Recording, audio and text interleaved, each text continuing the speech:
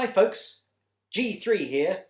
Welcome to another instalment of my journey to go green.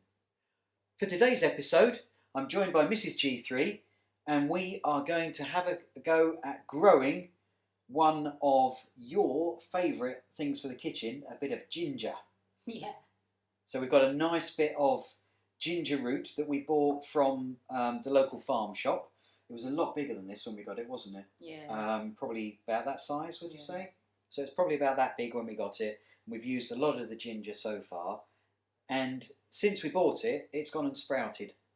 And so we thought it would be worth growing this on in the pot to see whether we can get our own ginger growing. I mean, it's not expensive to get from the shop, is it? For a nice Like big 89 pence for the big chunky one. Yeah, so it's not a dear thing normally. It's just, seeing as it's growing, we thought we'd give it a go and see how easy it was to do. Yeah, at least it reminds me of my hometown. Yeah, yes, it's one of the key flavours from Thai cooking, along with lemongrass and what else would you use? Galangal? Galangal, yeah, and grashai root, which is the same type of ginger but a little thinner, longer. So what sort of cooking would you be using ginger in? I don't know if you're aware of hyacinth sauce. Hyacinth sauce served with chicken. I haven't had hyacinth sauce served with chicken, but perhaps it's something we can try. Yeah, it's spicy and herbally, full with ginger. So typically for the cooking, you would be cutting off slices of the ginger. That's right, isn't it? So you'd sort of cut off the hard end, and cut a slice, and then take the skin off of that bit. So you've got a nice bit of ginger in there. Gives it a lot of good flavour.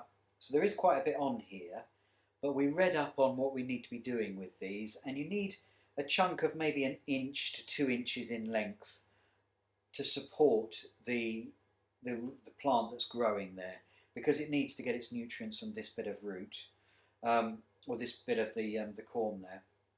And once we've planted this under the soil, which will do probably about 1 inch below the surface, this in theory should root and grow, and this will come up with a nice leafed shoot as well. So let's give this a go at planting it.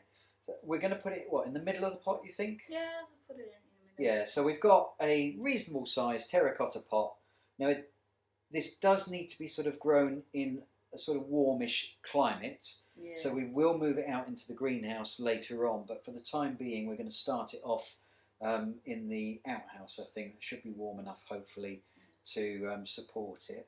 Ginger is tropical plant, so we should consider the temperature carefully.